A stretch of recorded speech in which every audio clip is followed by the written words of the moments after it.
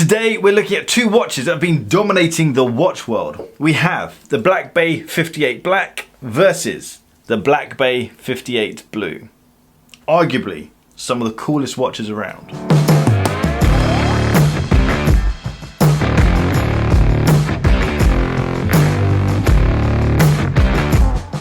Welcome back to Bark and Jack, I'm Adrian, and I always find it funny when people are trying to buy a new watch and they narrow it down to two choices, and they both end up being great choices.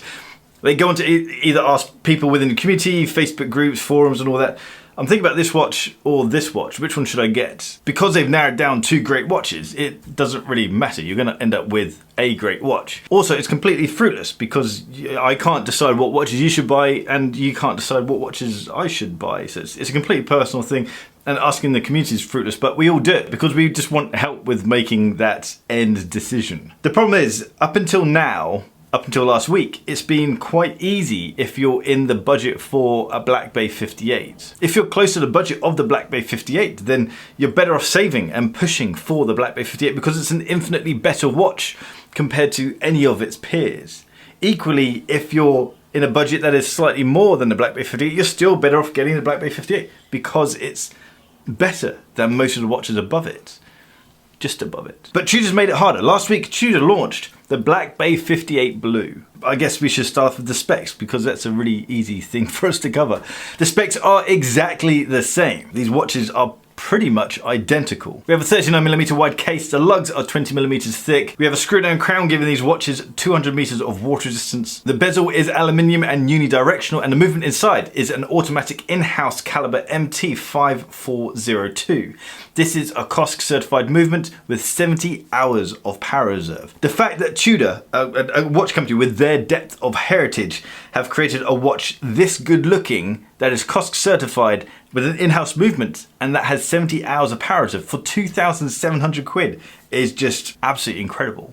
It's really a hard thing to contend with. Now, as I mentioned, spec-wise, these watches are identical. It is just the fact that they have a difference in color. And I know what you're thinking. No shit, Adrian, we can see there's a difference in color, but there's a difference which isn't quite so obvious, and that is with the steel. The Black Bay 58 Black has darker steel. The Black Bay 58 Blue has lighter steel. Now I know this might sound crazy and it is quite hard to tell.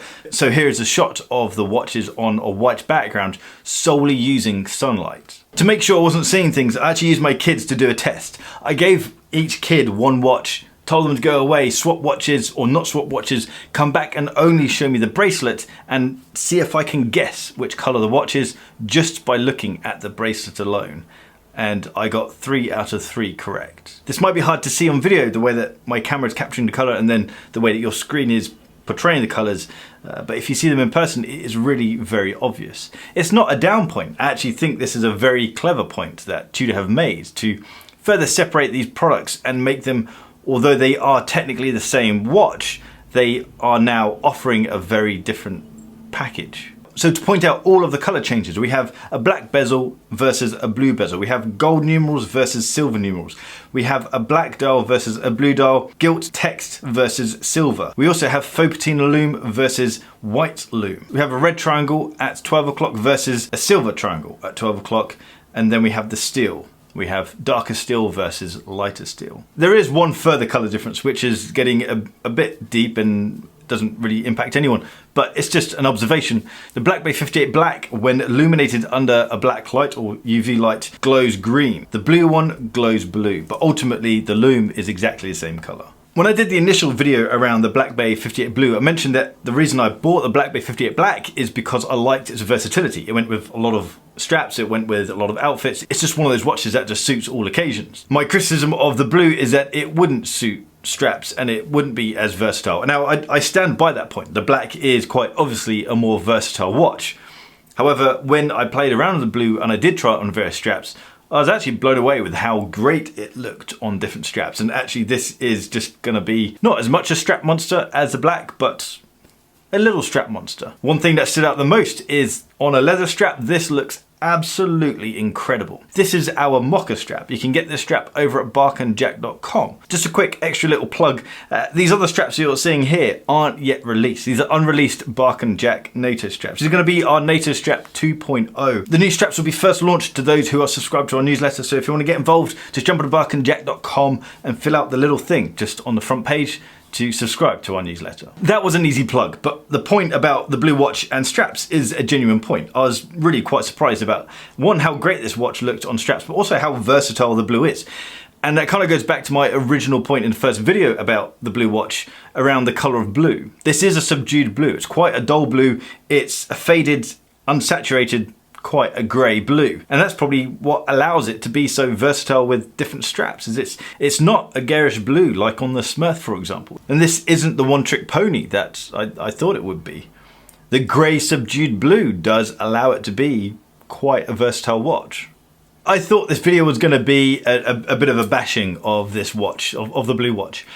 I thought I ended up falling in love with it after shooting the B-roll. I kind of went to bed thinking, have I bought the wrong watch? Because this really is such a great, it is boring, it is obvious, it fits all of those negative things that people say about it, but it's just great. It really is worthy of all the hype. And I quite enjoy calling things out when I don't think they are worthy of the hype, and honestly, this is a stunning watch. Now, despite the fact I went to bed thinking, have I bought the wrong Black Bay 58? I then thought about why I wanted the Black Bay 58.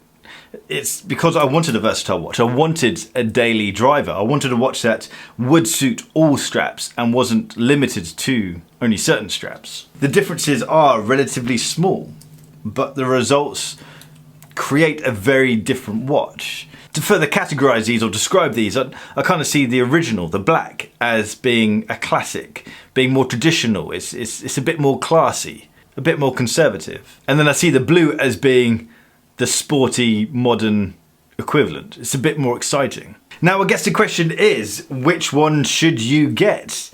If you're looking to buy your one watch or your first watch or your main daily driver, then I'd most certainly suggest the black. It's more versatile, more timeless, and it's just something that would suit every single occasion. If you're looking for something a bit more fun, you've already got your daily driver and you're looking for something different, a bit more exciting, then the blue is an incredible shout. I think the blue really is, it's brilliant. Now, there is something that really annoys me about the blue, and I can't unsee it. It's present on the black, but there's something about it on the blue that really stands out. And that's the saucepan that's being left on the dial. I don't understand why the base of these hands have to be so wide, clumsy, cumbersome. It just looks silly. It's exactly the same on the black, but for some reason on the black, it doesn't look as obvious. Another thing that annoys me, and annoys me equally on both watches, is the faux riveted bracelets. I don't like riveted bracelets, and a faux riveted bracelet is just, it's pointless, absolutely pointless.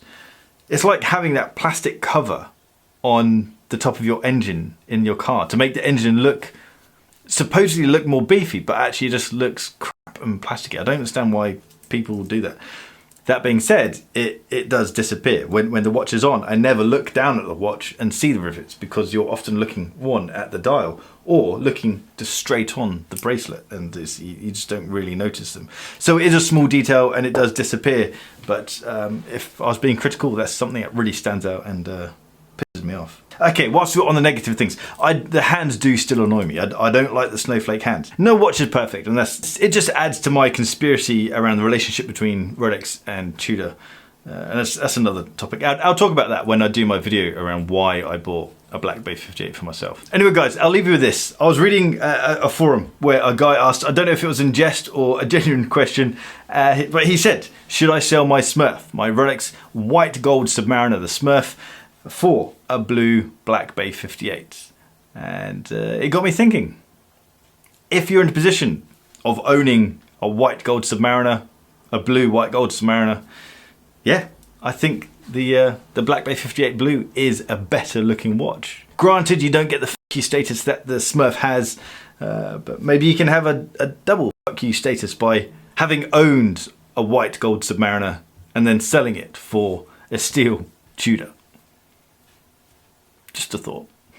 Anyway guys, I hope you liked this video. If you did so, hit that thumbs up button. Drop me a comment down below and let me know what you think of these watches.